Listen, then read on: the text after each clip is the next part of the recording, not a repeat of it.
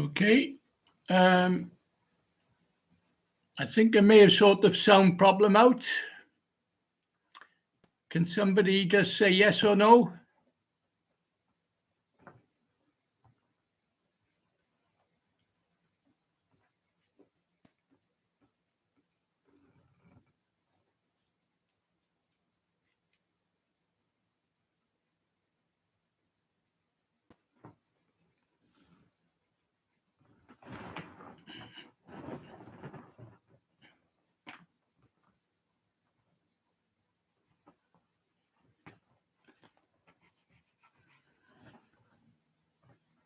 Okay, Dave, it's working.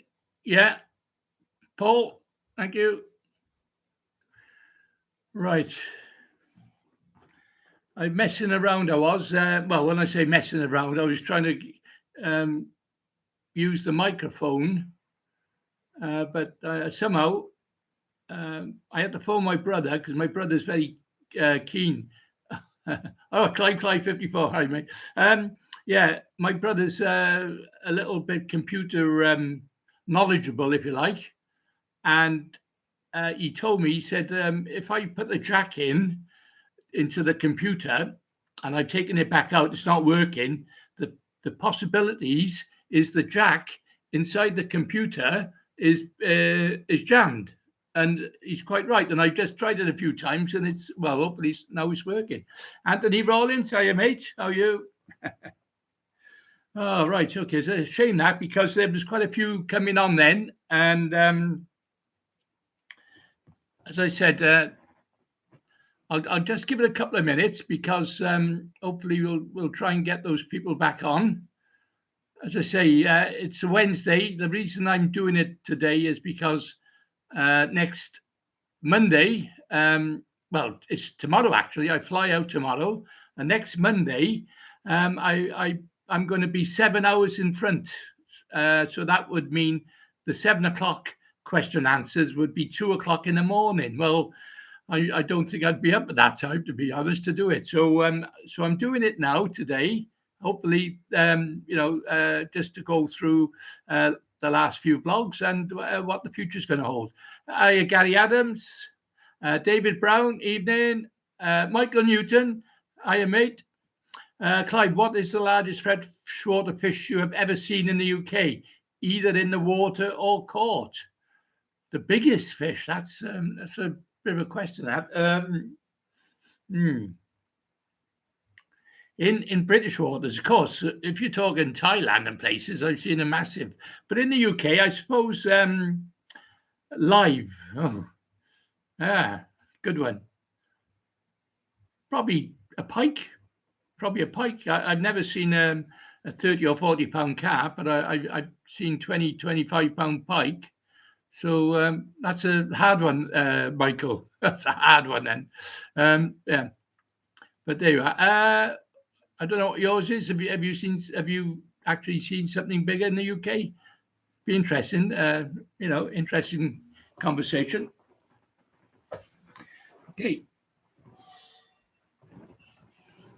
Okay, lads. Anyway, as I say, unfortunately, I haven't picked up on the anglers on here. I think there was quite a few earlier, but never mind. They'll come back. They can always review it. I was in the process of just cleaning my trophy of when I was runner-up in the World Championships. Last week, I showed you the trophy that I won when I won the World individual. This is the runner-up trophy the year before, and it's getting a bit worse for wear now. I'll have to try and put some silver on it or something. Yes, a pike estimate £40. Okay, Michael. Yeah, right. Of course, the record pike comes from Wales, doesn't it? Langdegford, £47, I think, or was it £47? But yeah.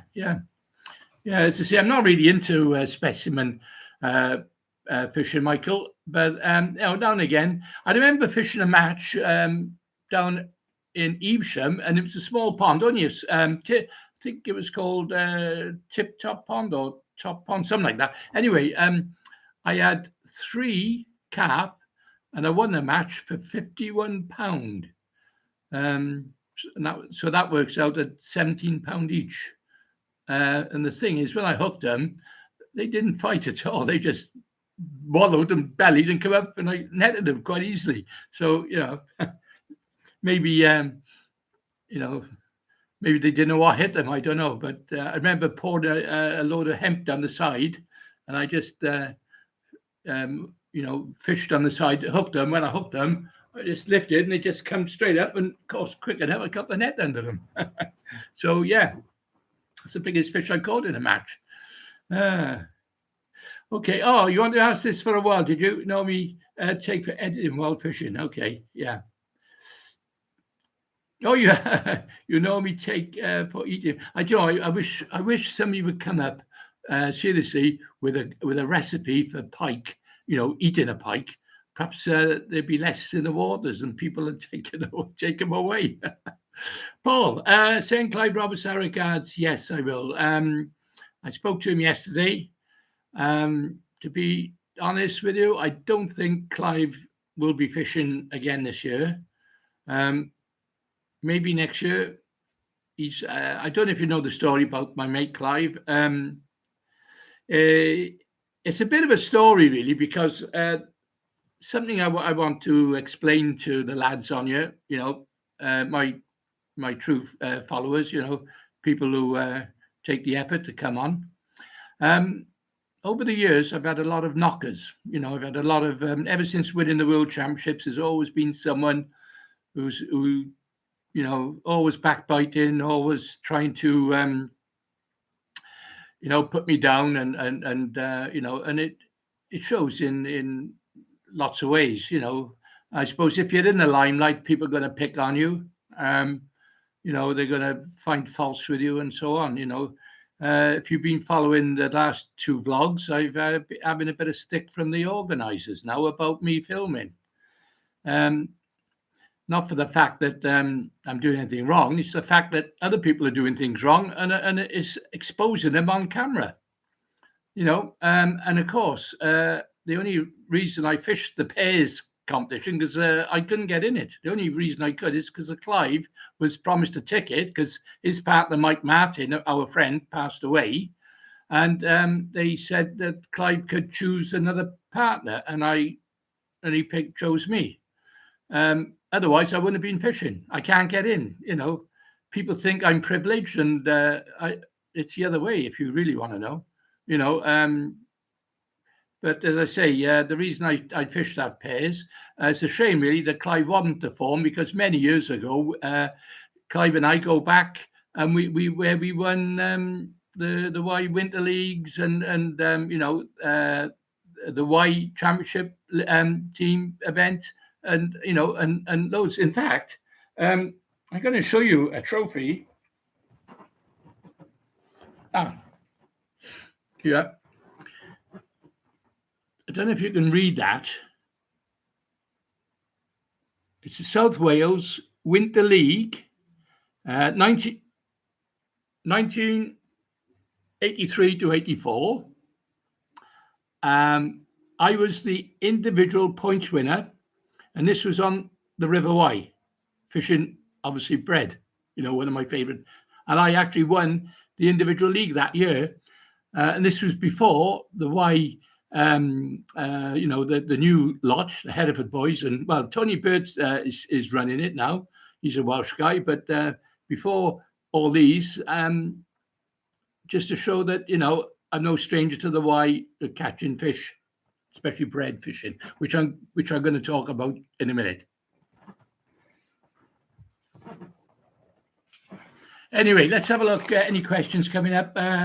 Paul Oakley, what makes you change hook size up or down? Right, that's a good question, Paul. Generally, if you're missing bites or you're not getting bites, honestly, I think my mentor many years ago when I was a youngster, Larry Powell, his name was, God rest his soul, but he used to say to me, if you're not getting a bite, change your shotting pattern. If that didn't work, change your hook size. And if that didn't work, then obviously change your depth. And you've got to keep trying different things. And, Paul, I've been fishing, like, for example, I'm fishing for maggots, and I'm on, 18 and as soon as I switch to a 20 or 22, I can start getting bites. Now it's no coincidence. So sometimes you have to keep bringing the changes. Sometimes you can get away with big hooks, and if so, the bigger the hook, the better. Obviously, you're more chance of hooking fish. But it's the presentation and it's the weight of the hook. So it's a very good question, Paul. As I say, you've got to. It's a little bit of knowledge, a little bit of knowing when to do it, when to change a hook size. But all I can say is, if you're not getting bites, try going smaller. Okay, so hopefully that's answered that question. Herman, hiya mate. Have a nice trip to Thailand and enjoy your family. I haven't fished yesterday in the Dutch Canal and catch 25 roach. And there was a zander under my rod. Was they the buggers? Zanders, I tell you what, zanders are the only species of fish I know that if you like I caught them in a match and never again. The first time I ever caught one, and this is before we understood zanders, but we're on the Gloucester Canal and I was catching some nice skimmers. I put them in the net. Anyway, I caught a zander, and they counted in them days, so I put that in the net. Anyway, at the end of the match, I posed my fish to get weighed. You know what? Nearly every skimmer had a chunk bitten out of the fish. So that shows you how voracious a zander is. I think when when we catch a pike, sometimes we put a pike in with the fish that we caught. It won't touch them. But a zander, for some reason, for vicious things, attack the fish while they're in the keep net. So there's a little tip for you boys. If you catch a zander, don't put it in your net with the other fish because it'll take chunks out of them. But anyway, thanks, Herbert, for that. That's interesting. But you had 75 roach. Great, in the Dutch Canal. Is it cold over there? I expect it's cold, is it? I've heard the COVID's been a problem in Holland. But anyway, nice to see you on here. Michael Newton, Clive, difficult one for you in 30 years' time when we both won't be here. How do you think fishing will have changed? Right, that's a good question, Michael. A good question. I had an angler say to me today, message me to say things are changing and we have to change. So what can I say about that? I think the fishing in the future, it's either going to go one or two ways. Either the environment and the the polluters, the heating up of the the atmosphere. I think there's definitely going to be big changes in 30 years' time. Who knows what? I don't know. Maybe it'll be for the better. Maybe we'll learn our lesson. Maybe we'll stop polluting the waters. Maybe we'll stop the fossil fuel burning. Who knows? But I don't know, Michael. I just I won't be here and you won't. So should we worry about it? I suppose we should really for the next generation. But there you are. Anyway, Rob, nice to see you. Sorry you're late. I'm sorry. I've got a confession to make. If you've missed it, this is the third attempt of my live question answers tonight because I've had a problem with the microphone not working, and I was jabbing away, and people were saying no sound, no sound. So I've had to reboot the computer. In the end, I had to get hold of my brother, who told me what to do because he's been in computers ever since 1980s when they first came out, and he said, have I been playing around with the mic in the jack in the computer? And I said, yeah. He said, well, just wiggle it around a bit and it might free it, and that's what I've done, and now it's working. So anyway, so don't worry if you're late. Barry Miller, hiya, mate. Yeah, nice to see you on here, Barry. I know you make a lot of comments, and thanks for that, by the way. Michael Newton, final question for me for a while. What would you like to leave as a legacy? Well, Michael, I'm doing that now. I'm making these vlogs for, for people to look at. I'm trying to teach people things. I had a youngster, I say youngster, an angler, a bit younger than me, messaged me yesterday and asked me a question about chub fishing, which I'm going to answer on here now. But he wanted to know how I fished it. And you know what? The lad, Peter, he's never talked to me before. never talked to me. And then last night we had a good old conversation. I give him everything I knew on chub fishing and bread fishing. So hopefully, he's got the Y championships coming up on the weekend. So hopefully he'll do well. He's drawn in an area where I know the chub will fish.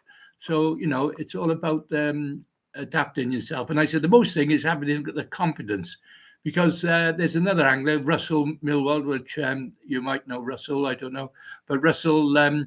For 20 years, never won a match. And then last year he was fishing. He came out with me a few times, coaching him, and he's won a couple of matches since. So it's surprising, what you can learn off people with experience. As I said, I'm 71 now, coming up next 2 months' time, and I got 50 odd years experience. So if I can pass that on, that is my legacy, Michael. And I hope then, in years to come, people will say, "Oh, Clive, he taught me this, and I learned that." So yeah, thanks for asking. Anyway, who's this? Nat UK. Okay. Hi, Clive. Do you think the big matches will ever return to the River Trent? Well, I certainly hope so. Of course, the Riverfest has helped a long way. There's been a lot of people coming to them, haven't they?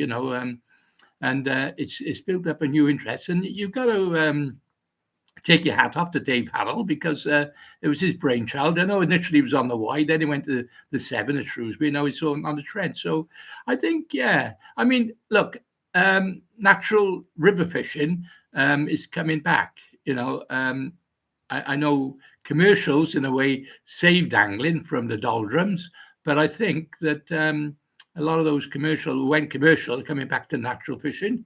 And I think, I think the future's looking quite bright. And I think that someday we'll start getting the bigger matches on there. So, I'll keep my fingers crossed for that, Matt. Anyway, Rob B. Okay, my mate Keith Jones said to say hello. Okay, he's fished some matches with you recently. Yes, he has. Yeah. Okay, say hello to him if you see him then. Okay, thanks for going on. And it's Stephen Rogers. Good evening, Clive. How are you, Stephen? Hope you're well. Okay, glad you could join us. As I say, I had a bit of problems early on, and thankfully I got all they've all come back, all the anglers. I expect a couple of watching Coronation Street or something that, but that's up to them, and they're going to miss out a good thing. Mind you, you can always come back and see the vlog later on. Right, now, I'm going to just, I'd like to talk as well as answer the questions. I want to talk about the last couple of vlogs I've done on the River Wye, and in particular bread fishing, because I think a lot of people are still not quite sure or confident in fishing a bread. So I just want to, if you can, shed some light on it, and hopefully give you a little bit of confidence to try it yourself. Right, Dave, P62, it takes a special sort of person to run matches. Yes, it does. And I must, I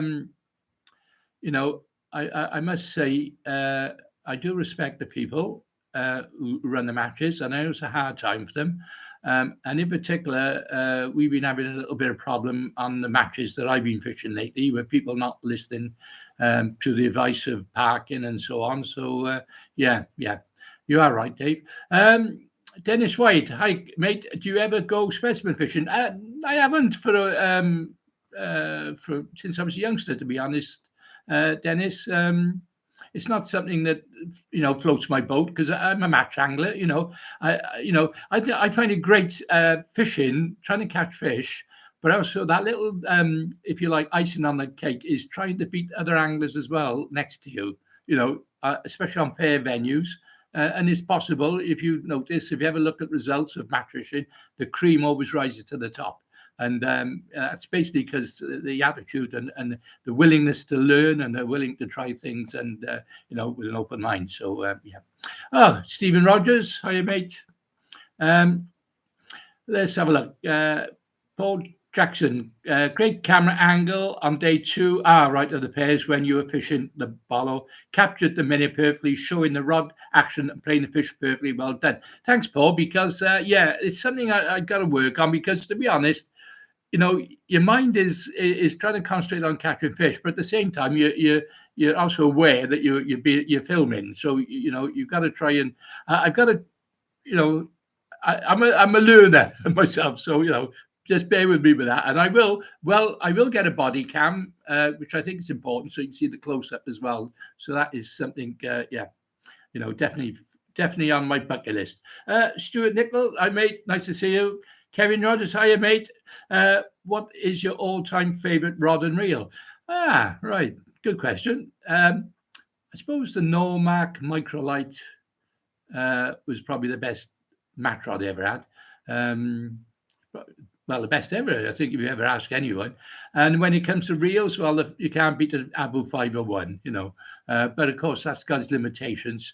You can't use it on big fish so easily, but it's a light rod for most of the match fishing I do, Michael Newton, Clive missed a question. Oh, did I?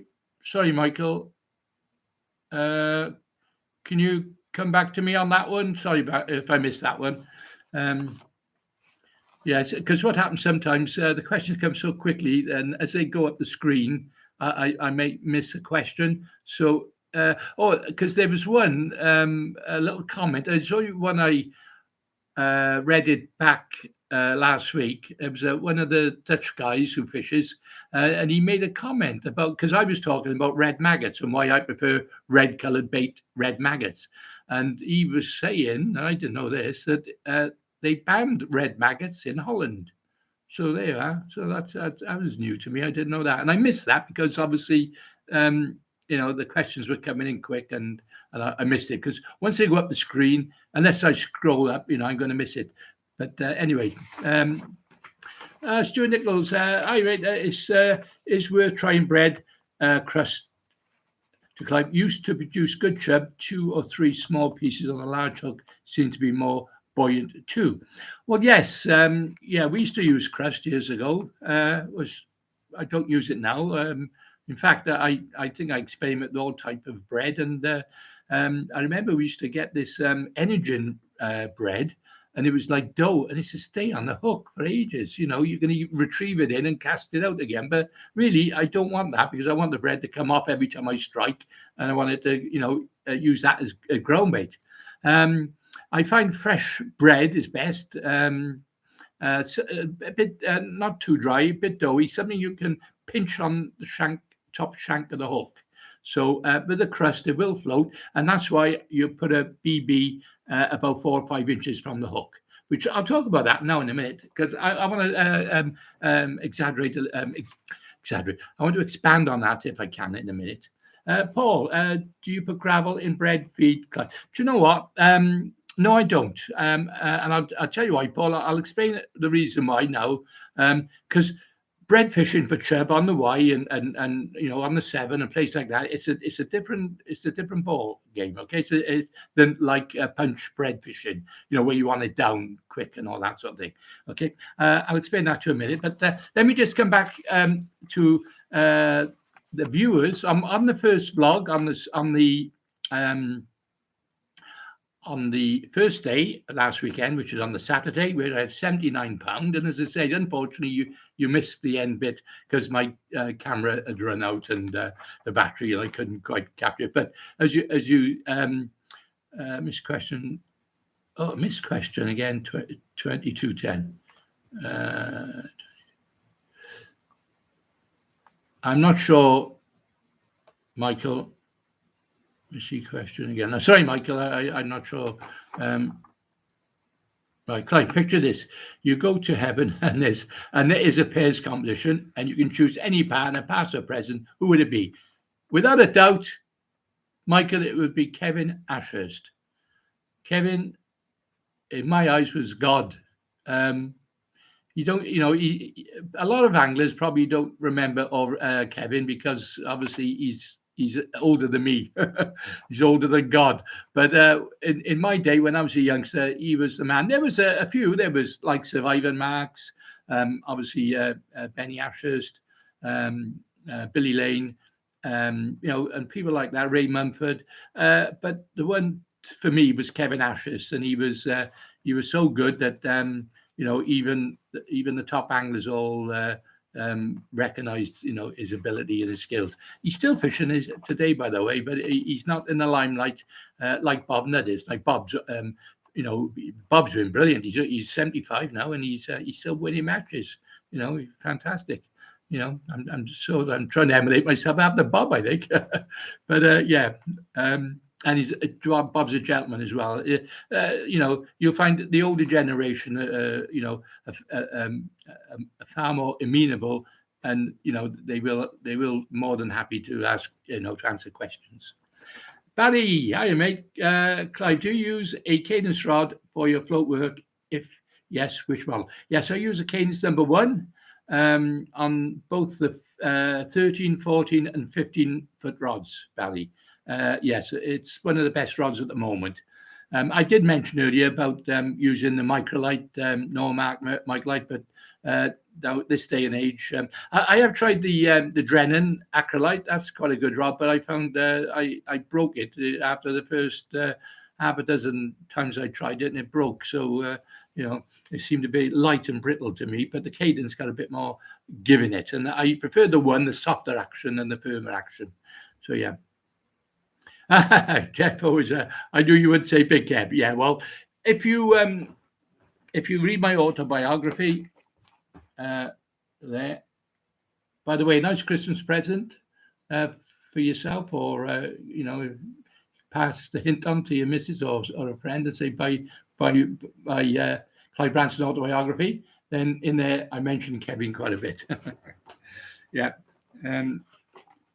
He's a true star, a brilliant angler, one of the best. He should have won the world championships more than he did, to be honest.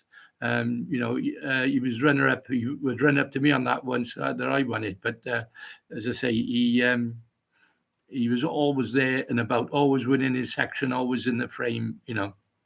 Okay. I've seen Bob Nudd. Okay, Rob B. Seen Bob Nudd at the NEC. They had a pool indoor full of carp, and he was showing how to catch. Great bloke. Yeah, he is. Yeah. Okay. Oh, Herman. There are you, Herman. Right. This is, I would just mention you, Herman, because you mentioned this last week, I think. Red maggots are forbidden in Holland because the colour products. That's not for human consumption. Oh, right. Yes, I understand your explanation now, and I understand why they banned the red maggot. Okay, yeah. Well, okay, thanks for that, Herman. But, it's a shame, really, because red is a more natural colour for fish, that's all. And that's why I mentioned red maggots, last week. Michael Newton, Clive, what is the worst case of cheating you ever seen in a match? Ooh, well, funny enough, you should say that. I think the worst thing is what happened last weekend. And what happened? We had a 2-day event, okay, and if you drew an A section or a B section, you draw the opposite one the following day. Well, I drew B section, and I had to draw A section on the second day. I was one of the first to draw because when I'm filming, I like to get in first. Anyway. Apparently, at the end of the match, somebody had taken 2 pegs, and nobody admitted who it was, and it ended up one angler couldn't fish because there was no peg, and the match was too big to find out which peg was empty. So that's that goes way up one of the others. There's another one as well, which unfortunately, because I've been around a long time, I've seen a lot of things, and I won't mention any names, but a certain angler was caught cheating, one of the top anglers, and because of that, another angler who knew he was cheating basically pulled out of fishing, fishing with 2 rods, basically, which is terrible. But, look, you're going to get cheating in all aspects. So unfortunately, it sometimes happens in fishing, which is really, really sad, because not only are you cheating yourself, you're cheating all the other anglers. I tell you another one I got to tell you about. This is you wouldn't believe this, right? I used to fish over the Bristol Avon and years ago, and anyway, we were fishing on over Bristol, I should say. We were over there, and on this canal, this guy weighed in a load of crucian carp, small crucians. No, sorry, skimmers. That's right. Sorry, skimmers. And nobody had seen a skimmer before. And it was in the winter, it was cold. And I think he had about 6 or 7 pounds. He won the match. It was quite a big match. Anyway, the following week, we're on the Preslava now. Lo and behold, the same guy weighs in another net of skimmers. He won the match again and they give him the money. But after that, they've sussed it out. He was fishing the local water, keeping them in a net and bloody taking them to the matches. Oh, I tell you, I've seen a lot in my life, I tell you. But yeah, there's quite a few there. But a good question. Right, Stuart Nichols, Clive, what's your first memory of fishing as a child? What rod and reel what were you catching? That's a good one, Stuart. Fishing over the River Tap, many years ago as a youngster. Well, in fact, I'll tell you what, I was just taking a stroll over there with a dog one day. I was very young, I think I was 11 or 12. And I seen a couple of lads from school and they were catching eels on a hand line. I thought that's interesting. And so they catch them and keep them in a pool, little pools. And I was watching them. I thought, I'd like to have a go at that. So I had a go at it. Anyway, when I went over then, I seen other anglers. I started to see what they were doing. Because I come from a non-fishing family, so, and I learned off other people. And as I did then. And I remember pinching my parents' bamboo poles for the beans sprouts. I used this like a little whip. And I never forget, I caught a little roach, and I brought it back home, as you do when you're thinking you could eat it, and it was full of bones. I remember that. Anyway, it's in my autobiography. So there you are. If you want to know a little bit more about it, by my autobiography from Amazon, by the way, Amazon. Good question. Right. Robbie, yes, apparently years ago, some coloured maggots were connected with causing cancer. Not sure how true that is, but making sense if Dutch banned them due to harmful ingredients. Well, yes and no, because I know the maggot farm where I go over, and what they do, they dye the meat, and the maggots eat the meat and it goes internal. What you're talking about, Rob, was a crystalline, which was a carcinogenic dye that you sprinkled onto the maggots after. They didn't eat it. And what happened, you used to get on your hands. And I never get a friend of mine, Richie, he always had he had light blonde hair. And when he was fishing, he always had a habit of going like this. Of course, after the match, his head was bloody orange. It's the funniest thing you ever saw, but you do . And of course, one of the other lads was a hairdresser, and he used to cut people's hair with bronze maggots on a Monday, every Monday. And he learned to put bleach on it to get the bloody dye out. But that was carcinogenic, and unfortunately, they did ban it. And a great angler, Clive Smith, they think he caught, he had cancer because he was dealing with maggots all the time, in his tackle shop. So yeah, that was bronze. That turned them bronze. Of course, this day and age, I use turmeric. And you can get bronze that goes onto the meat, which is safe now, rather than have it all over your skin and everywhere. But that's a good question. Right, Andy Pickett. Hiya, mate. Coming down to stay at Hereford area at the end of January. Planning on fishing Belmont a couple of days. Bleak a problem at the time of year when will it be colder? Yeah, no, you'll always have bleak there. Not as much as they are because a lot of them being caught. But yeah, you'll enjoy yourself, Andy. Go into Woody's tackle, have a chat with him. Tell him I sent you. He'll put you right. He'll tell you where to go. Depends what you want to do. Whether you want barbel fishing. I'm not sure whether the roach are going to be there then. They normally peter off because this is the best time. Because they come in waves, I don't know why. There's a couple of theories. The fact is that they come to Belmont for wintering, for feeding because there's food there. The water's deeper, maybe it's warmer. Also, but they come in waves. First you get the dace, then you get the roach. And then you get the chub, and then also you get some more dace. But the bleak are always there, so it's something you'll have to, The barbel are resident in certain swims, but as I say, Woody's will put you right on that one anyway. Just call in and see him.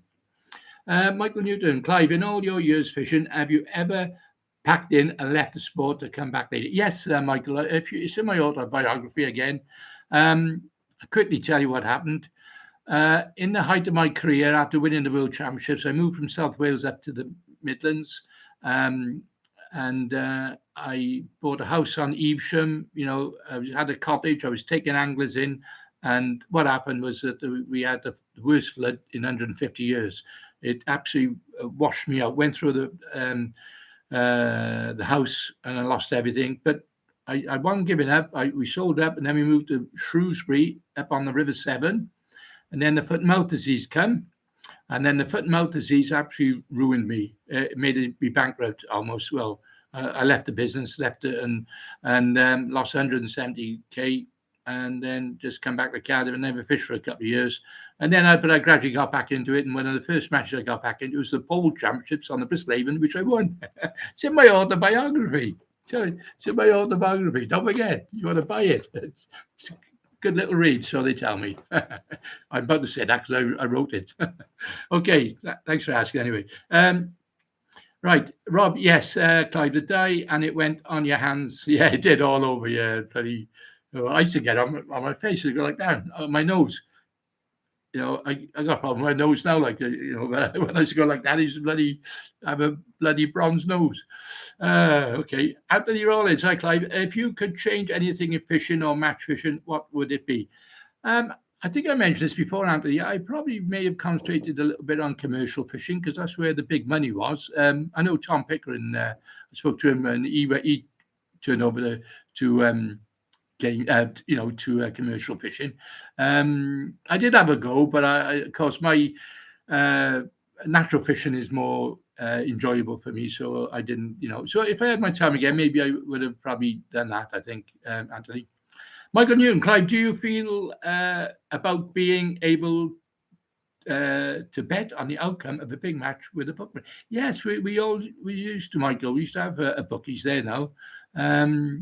Yeah. Especially the Evesham and places like that, and the National, there was always a bookies there, and it's a nice little bonus, if you win, if you get good odds. Yeah, James Gibbons, hiya mate. I'm new to river fishing, but I fell in love with trotting, and I plan on doing it all through the winter. In general, what pegs would you be looking for during winter periods? Deeper, slower runs. Depends, James. Depends really. If it depends what river you're fishing for a start of, and secondly, depends on the species. Somebody asked me the other day about grayling. Well, you want to catch grayling, you go in a nice shallow, fast water. Even in the winter. During the summer, again, you still go for the faster water. I would say. It all depends, James. Depends on your venue. Depends on hang on. You've asked another question then. And should I disregard the shallow, pacey water during the winter? No. I'm just trying to say no.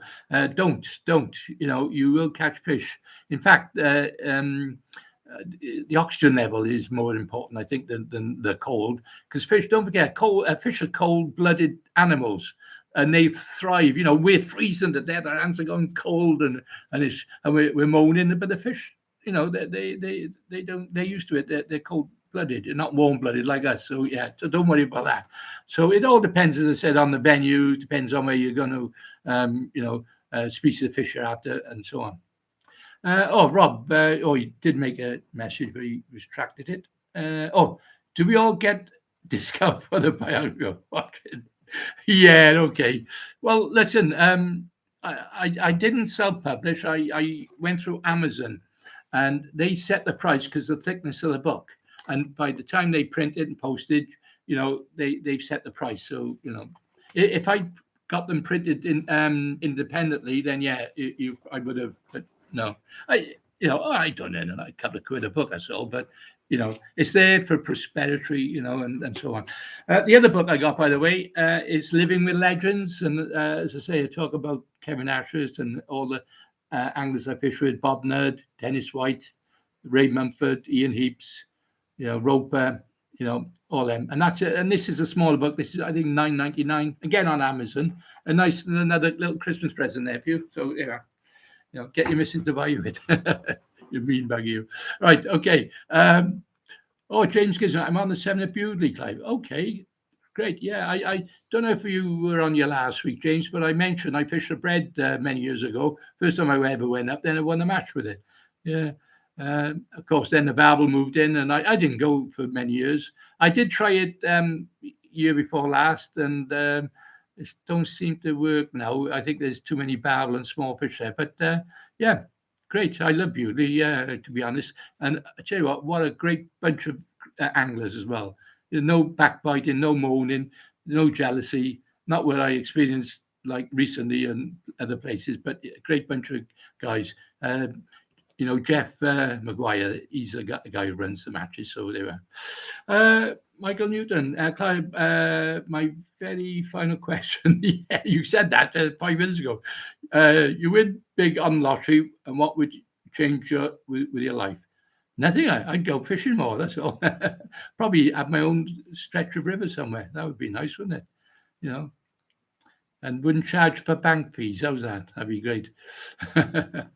Kevin Rogers, what condition makes you decide that you are going to fish for bread? Right. Okay. Right. That brings me on to my initial matches I was going to talk about. Now, bread fishing has always been one of my favorite methods on the Wye. And the reason is I were brought up as a youngster, and we used to fish up at, the club, the local Butte Angling Association and Glamorgan Anglers, we used to go up the River Wye up at Butte Wells. And this is before we were allowed to use maggots, because it was all down to the game fishing season. They say you couldn't use maggots at certain times of year. You could only use bread. So we used to go up and we used to practice and fish in the bread. Now, the funny thing is, we used to catch huge bags of chub, The funny thing was, when we were then allowed to use maggots after a certain date, then the bags of fish didn't improve.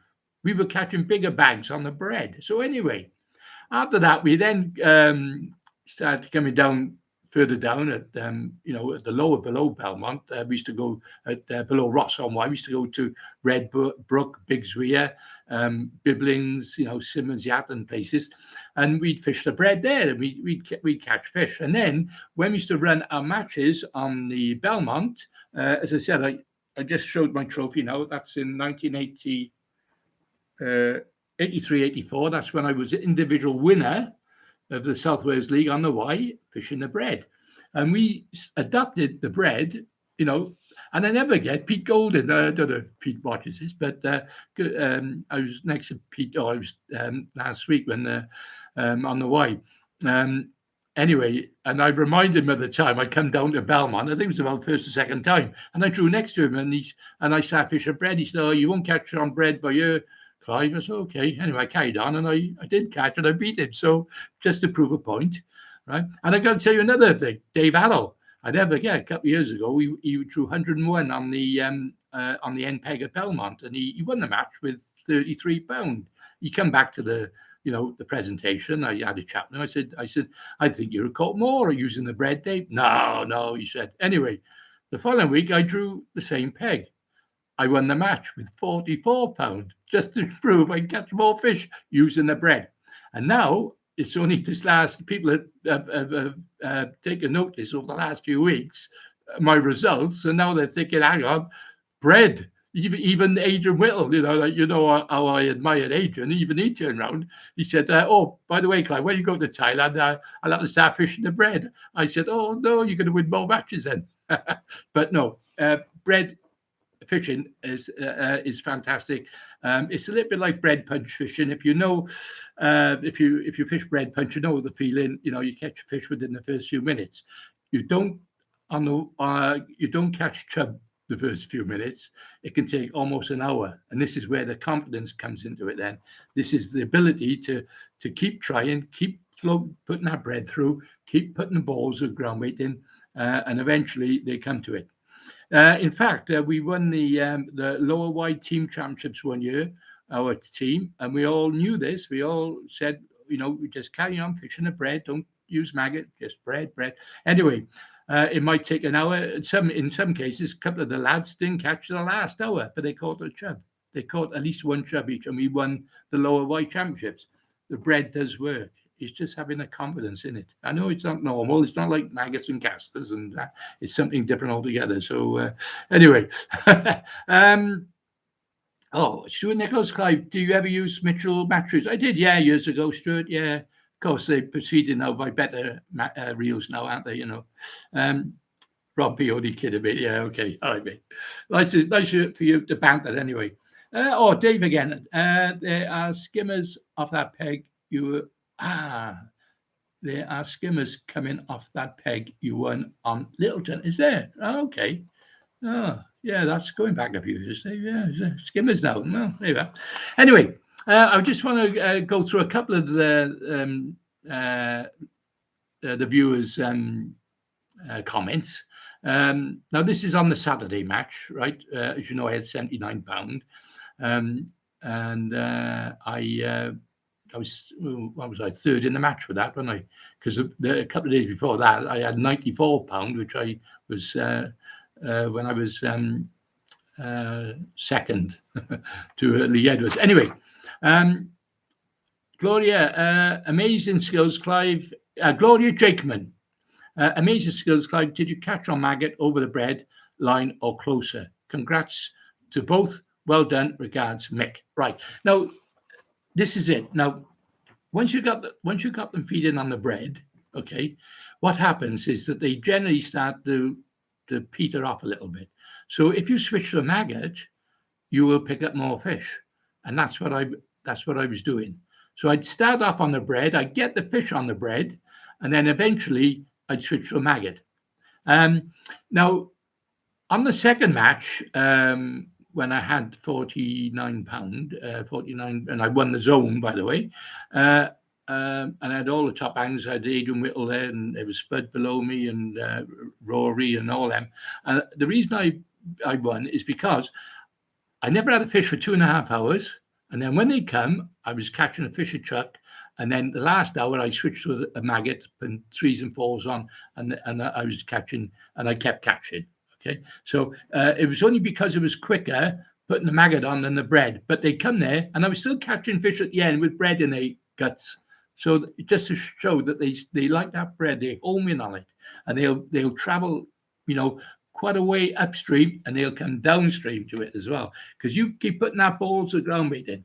Now, I'm going to tell you how it works, right? You've got to put ground bait in, like I think Paul asked earlier about putting gravel in and all that. No, what you want is pure baker's crumb or a light mix that'll more or less break on the surface and form a big cloud as it travels downstream. And in that cloud, you put bits of bread which float. And what I do, you dunk some in a little bit of tub of water, and so those sink. So you got a bit of floating, bit of sinking. And what you do, you make your ball and you fire it in the. Obviously, you find out where your line is. You're going to fish it. As you fire it, you then cast into the cloud with the old lump of bread, so it all travels down together. And what happens? These fish home in on the cloud of ground bait, and then they'll pick out your lump of bread, and you keep doing that all the time, and eventually they come to it. And sometimes they come right up on the ball. You actually throwing the ball in, and the fish are right on top. It's unbelievable. But generally, you can also catch all the way down as far as 20, 30, 40 yards sometimes. That's why I don't like close pegging on the Y when I'm fishing this method. And as I say, it's something that that you just got to have confidence in. Now, the way you fish it, I used a bolly float, and I'm trying to find it. Oh, I did have it over here to show you. Oh, well, I'll find it in a minute. It's a body float that I made with a big high vis top to it.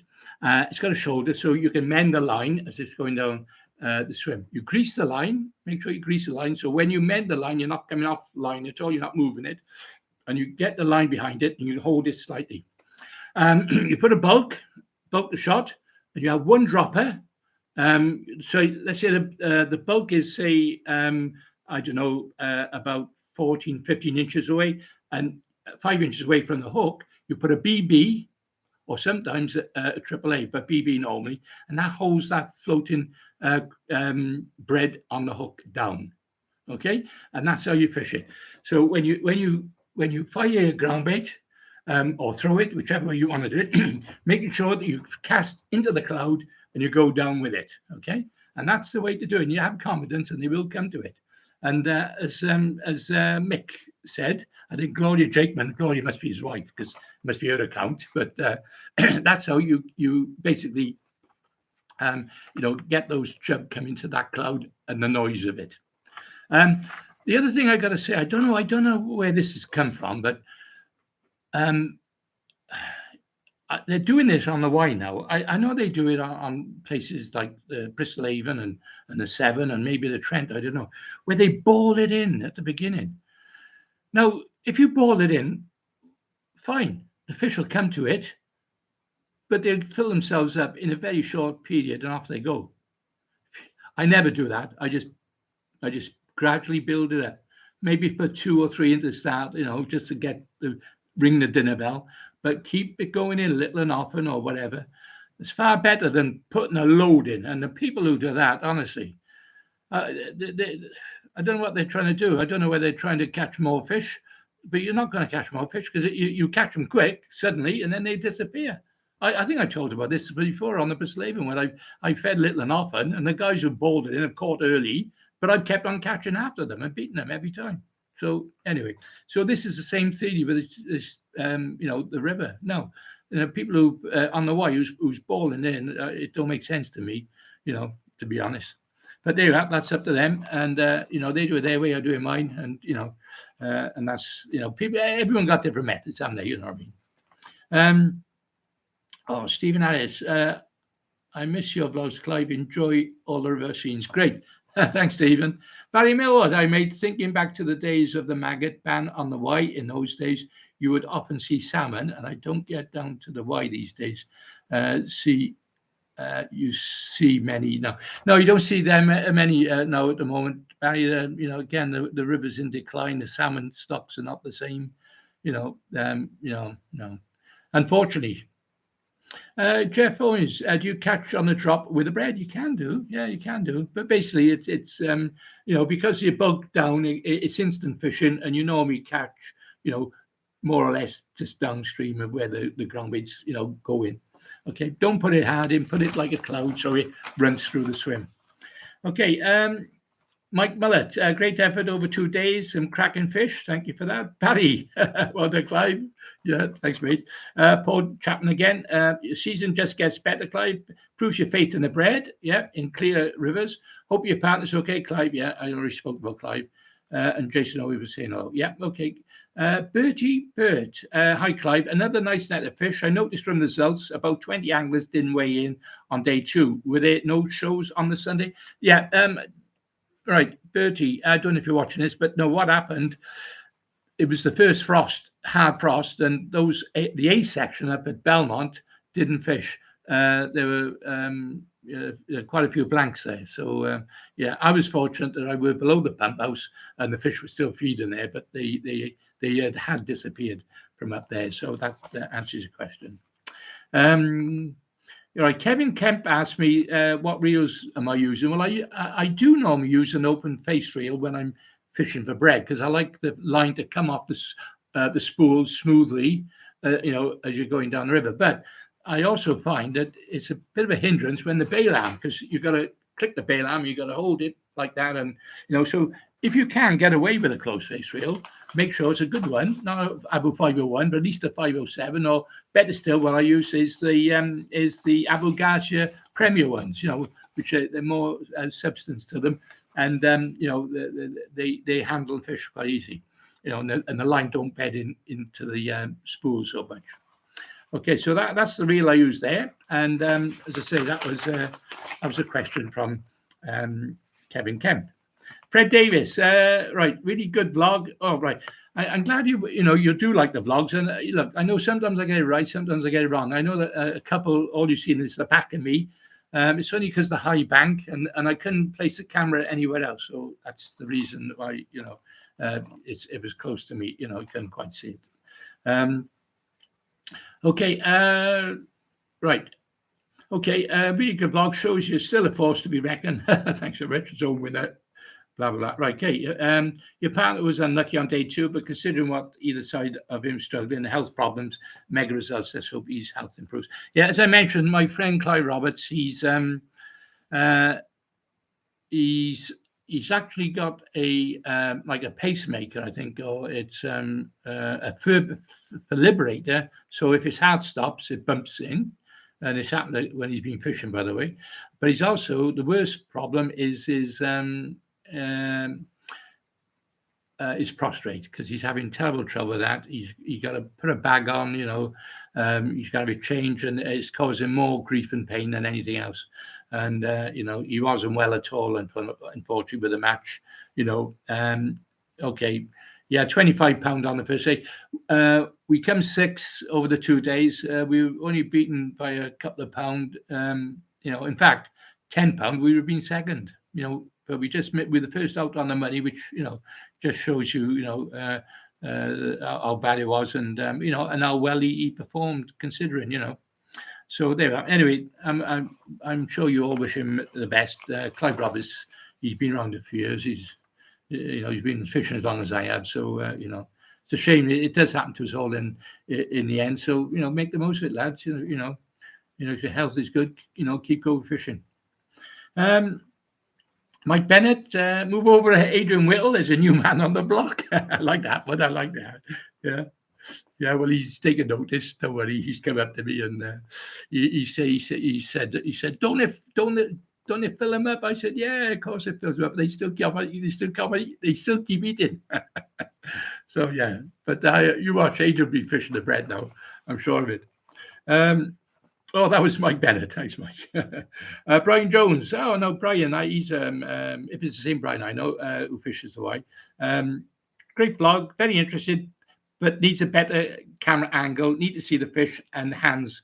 Don't know how much. Well, yeah. Look, I need to get basically I don't know a body cam, so that when I bring the fish in, you can actually see, and you can see the float and everything I'm doing. So that, as I said, that is on the bucket list. And as I said, the reason I'm doing the vlog tonight is because I can't do it Monday, because obviously I'll be in Thailand and I'm away for till after Christmas. And when I come back, hopefully I'll restart the UK vlogs again. I will be doing vlogs over in Thailand with the fishing. So if your lads are interested, I'm going to catch up with Billy Makin and a few expatriates, and we're going to fish some matches. John Harvey, who holds the world carp record, but a keen match angler. I've spoken to him already, and they're all looking forward to me going, and we start our matches. So that will be quite interesting. And things we can learn off them, like we can learn from all aspects of fishing. Specimen anglers learn off match anglers learn off specimen fishermen, and so on. And so, it's worth watching, isn't it? That's right. That's right. So anyway, that's the reason why, as I said, I'm doing them today. And I'm going to see my wife and baby. I haven't seen them for 2 years because of COVID. Normally, I'd go every year for a month or two, but I'm hoping I can actually bring them back to the UK this time as well. So that'll be good. Jeff Pearson. Oh, this made me laugh. He says, "Hi, Clive. What's your average bait cost on the Y?" Well, when you're fishing with the bread, 55p, I said. 55p to fish and win a match. Of course, plus a ground bait. Well, a ground bait, if you can get it free if you know where to get it.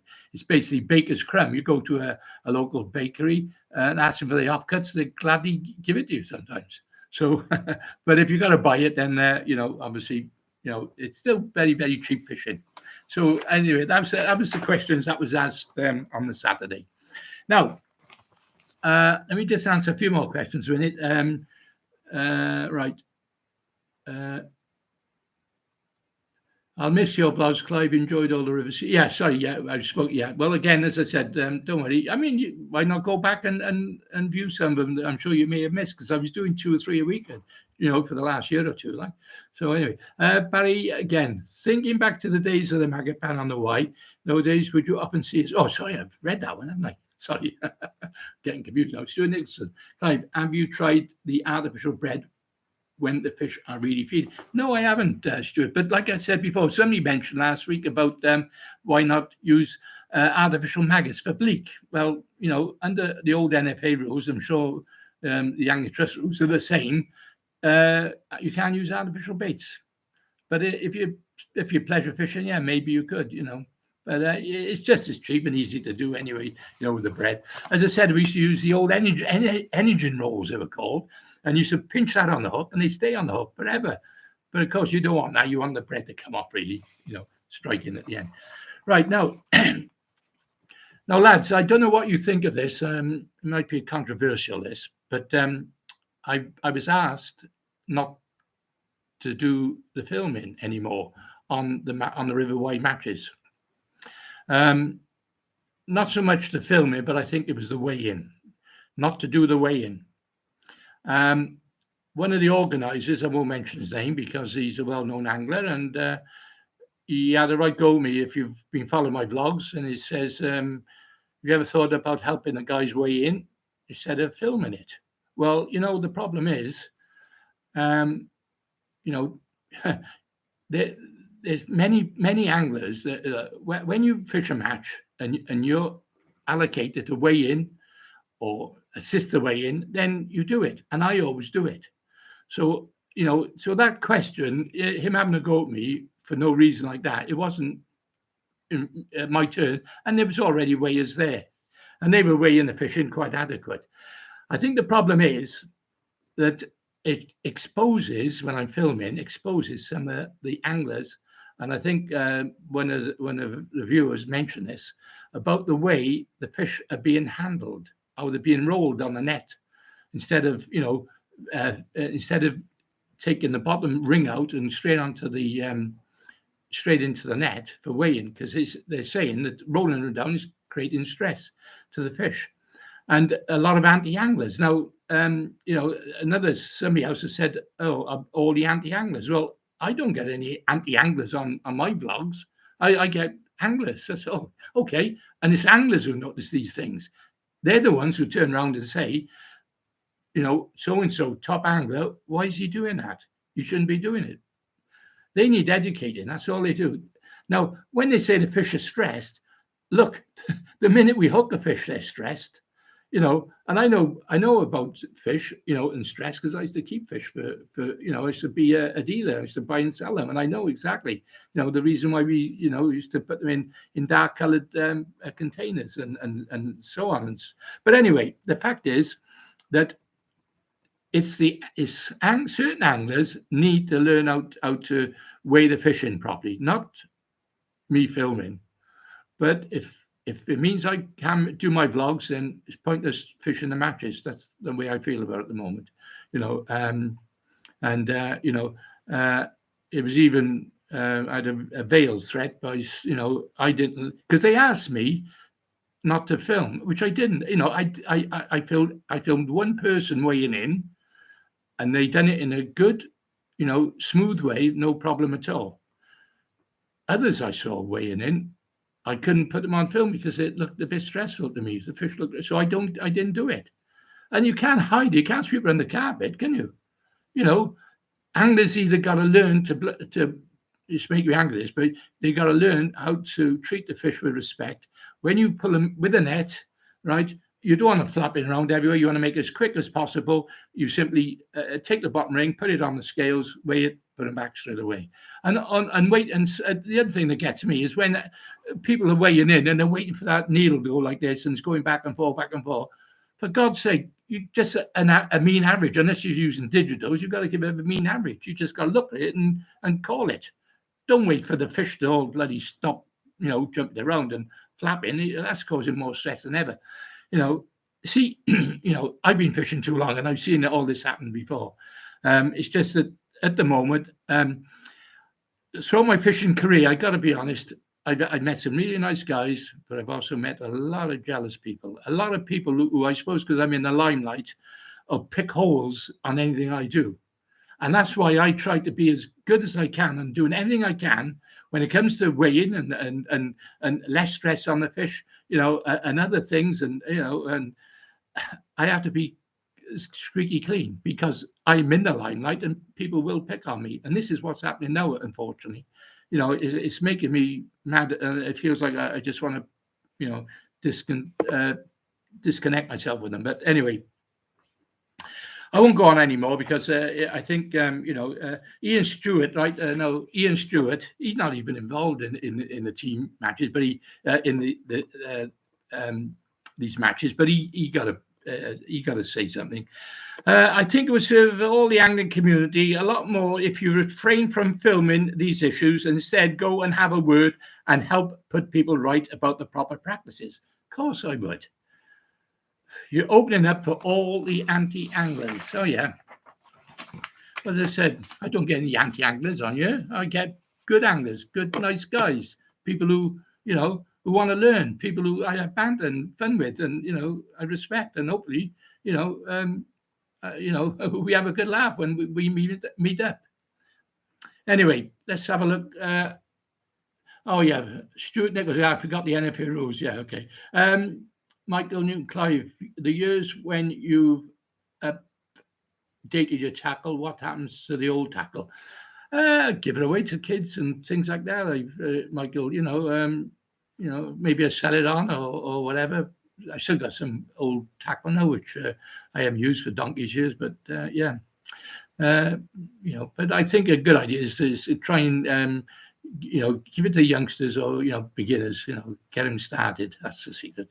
Herman, I watch his matches on YouTube in commercials. The weigh-in gets better in special net holders, etc. So the fish have less harm. Look about that. Yeah, that's a good example there, Herman, because I have noticed some of the commercial, and they're big fish and big weights. So, and they do it quite easy, don't they? It's in, up, straight in, back. Yeah, so it's something we got to learn. People on the on the circuit, on the river circuit, when they're catching big loads of fish, it's something they got to learn. Paul, the weigh-in is possibly the most exciting part of the vlog. Yes, this is what I've been saying, Paul, and it needs to be shown to name and shame the ones that do it badly. Thanks, Paul. I appreciate that. But to be honest, I don't think they're going to let me do it. I'll be very lucky to actually get into the matches again, to be honest, the way it's going. Anyway, as I said, I've had my penny's worth on that, and I thought I'd just, bring that up because, there's certain elements, people, having to go to me, and I'm not the guilty one. It's like I pointed out, I have promoted the Y to the river, to all over the country, to a lot of anglers. And I've taken anglers coaching, on river, and I've introduced them to the river, and they come along and fish it, all down to the vlogs and the YouTube, So why they should have a particular go at me, as you say, they should be looking at the people responsible who don't treat the fish properly. That's what I think. Yeah, while they're watching you, Clive, nobody is watching them. Yes, Alan. Yes, cheers, mate. Stuart Nichols, some people care, some people don't. Yeah, the non-caring anglers need educated. Yes, well, I suppose that's what that Ian Stewart was saying, But then he was saying, don't film it. In fact, I think some other anglers said I should cut out the weighing in. As you say, it is the most, it's an exciting part of the match. And if they can, somebody said I should cut them and just put them little clips, instead of a film. Maybe that's the answer. I don't know. Darren Blackwell, take no notice of the miserable so-and-sos. There's they're just as sore because you caught more than they keep. You got the vlog. Thanks, mate. Thanks. I tell you what, honestly, there's some really nice guys, fishing. So yeah. Because it does when things like this happen and they pick on me in particular for other people's misdoing. I'm in the wrong, and I don't know. Anyway, you are Jason. Well done, Clive. You have a plan and stick to it. That's it. I have a plan. When you fish with chub, stick to it. If you don't catch in the first hour, don't worry. If you don't catch in the first 2 hours, don't worry. Start worrying with an hour to go if you haven't caught any. That's the thing. Yeah. Okay. Keep going with the blogs. They're informative and give a real insight into river match fishing. Thank you for that. That's Jason. Gazelle 1961. Awesome weights throughout the river with lots of chub and roach on every peg. Good luck in the second day, Clive. Okay, well, as you know the results in the end. Over the 2 days, I was top weight over the 2 days, which is good.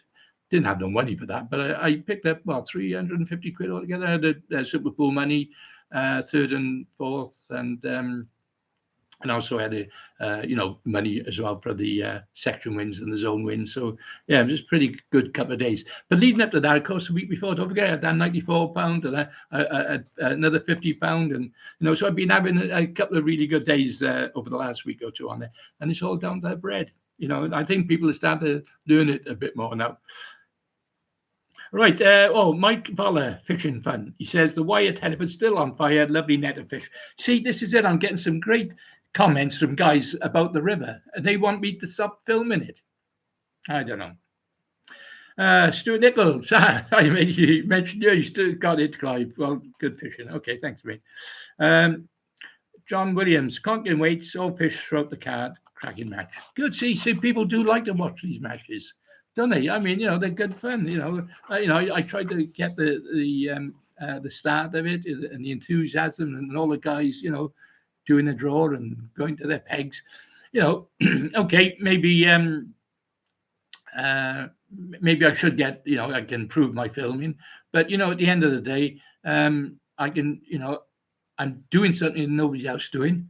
In fact, the person I was talking about, he does his own vlogs now, and he's learned off me. He told me when he first started that I was his inspiration, and now he's having a go at me. I don't know. Anyway, Mike Bennett, how on earth do you get on the box? Oh, right, this is an interesting thing. How on earth do you get your box out after the match? Because sometimes in the water. Looking at the bank, I would struggle to get myself up. Yeah, because some of those banks are quite steep. Now, this is very important, lads. If ever you go fishing, and this has saved my life, by the way. Back last year, I'll give you one reason. A match was being held, and it was in the winter this time. It was really cold. And there was only a certain amount of pegs on the river. And anyway, what happened, I was late getting there. And I think there was just a couple of pegs left. Yeah, so there was just a couple of pegs left, and what happened is that I actually got down. They put a peg in they don't normally put in right by the pump house. I don't even know where the pump house is. It's a steep bank, and anyway, I put my rope, dangled in the water, and this bank was a very small ledge. It was icy cold, and I was just getting ready, getting fishing. Just started, the match started, and it just slipped, and I went into the water, freezing cold up to my neck. I grabbed this rope, and I tell you, if it weren't for that rope, the river was up and it was pushing through, and it's quite deep by the pump house. It's like got to be 15 foot or more depth, and I held on to this rope and I shouted for help, and as it happened, an angler come along. Oh, one angler, it was one of the local lads who comes to watch the matches. And he heard me, and lucky enough, he helped me out. But that rope saved my life. Now, what I'm saying, lads, if you're fishing the Y in particular, it's worth taking a rope. Now, the rope I use, it's a dog lead rope. It's a thick one. You've got a screw into it. You screw into the bank, you screw into the top, and you run the rope down, okay, just as a safety measure.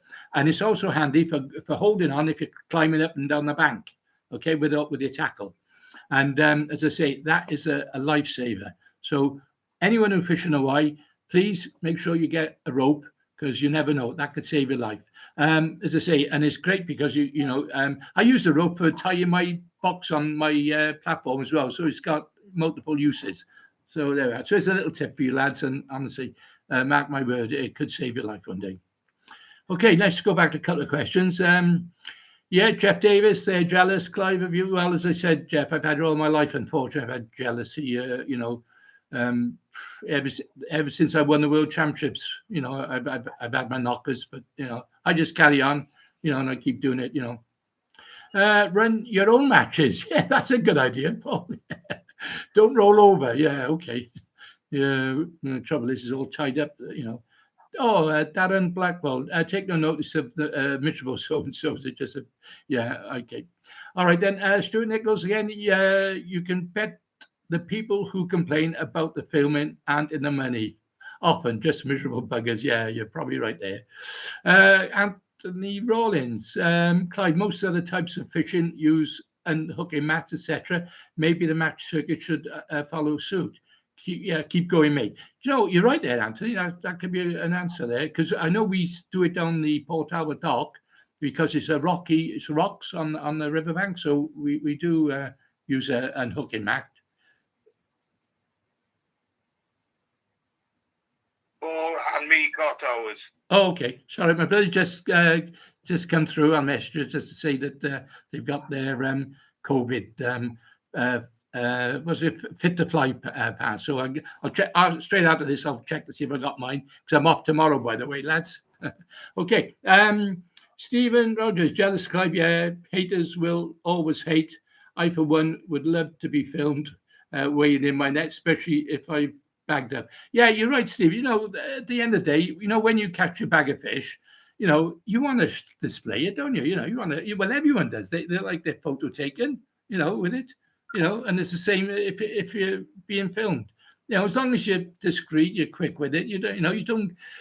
I've seen some terrible things where people had a load of bream and they've slabs and they laid them all out on the grass or tench. I seen a clip the other day. Now that I think is all facing the right way. Well, their fish look lifeless. Now that to me is putting stress on fish.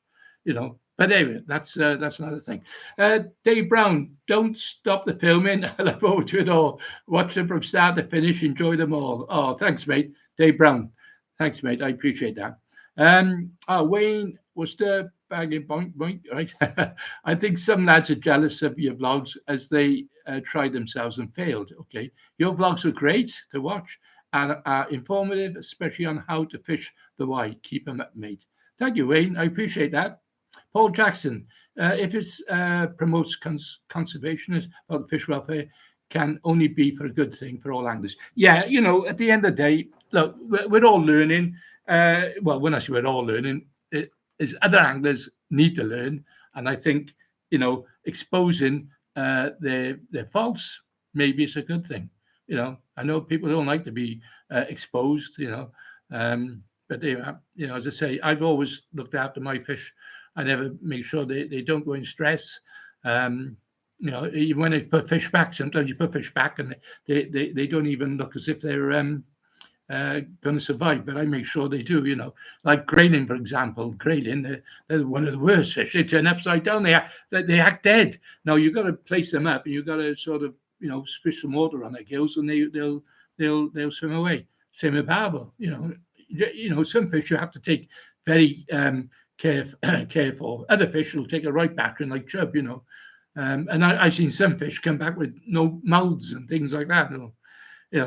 As careless handling. And this is why I said, on my question and answer blog about a couple of weeks ago, I said that when you get a fishing license, you need to sit a test, right?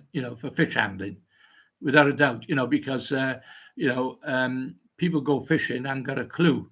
I'm surprised how many anglers I've taken coaching who haven't got a slammer. The deep disgorger. Deep unhooking disgorger, called a slammer. And also, it's things like this that people need when they start fishing.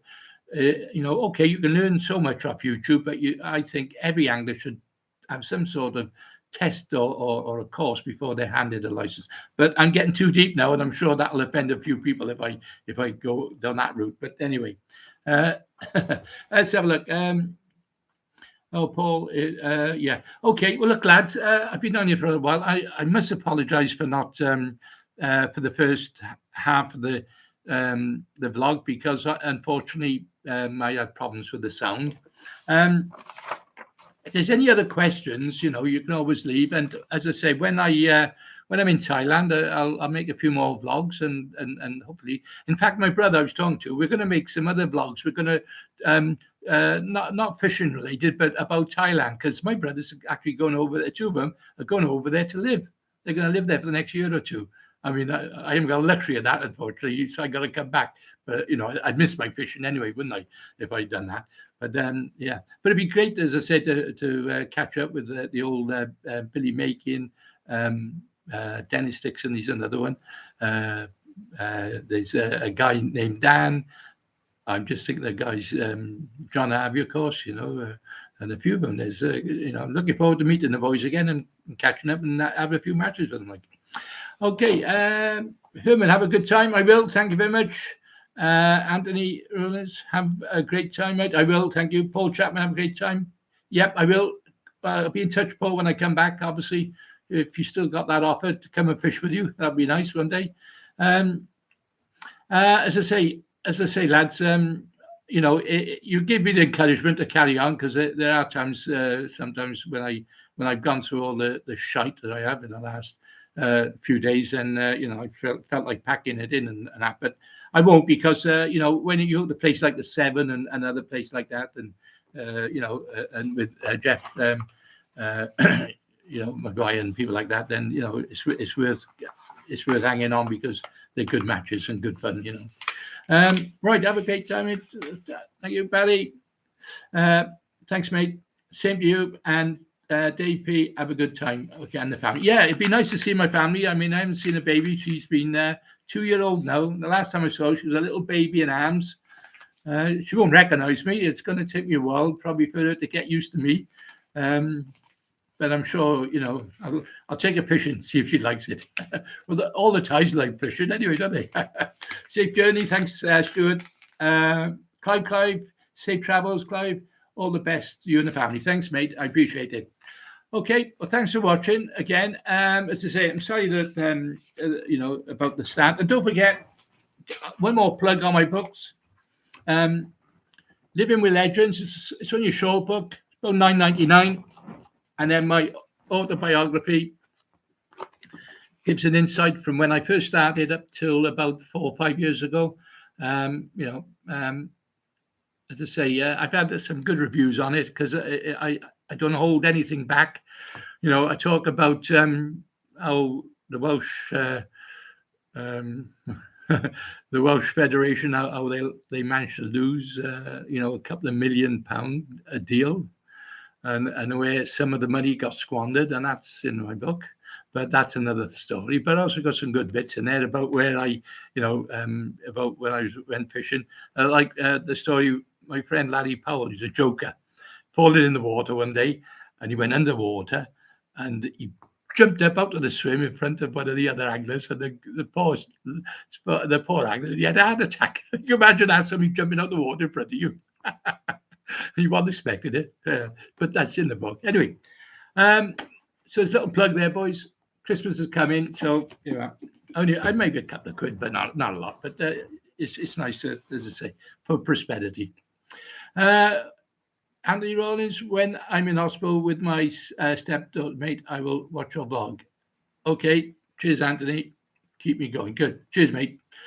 Jason, enjoy and look after yourself. We'll miss your vlogs. Okay, all right. As I say, I'll do a few in Thailand, and let's see how we get on. Let's see if we catch some nice fish.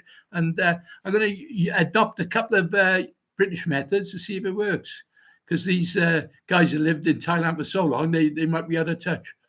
We'll see it. Anyway, all the best. Thanks for watching, and I'll catch you next time. Bye now.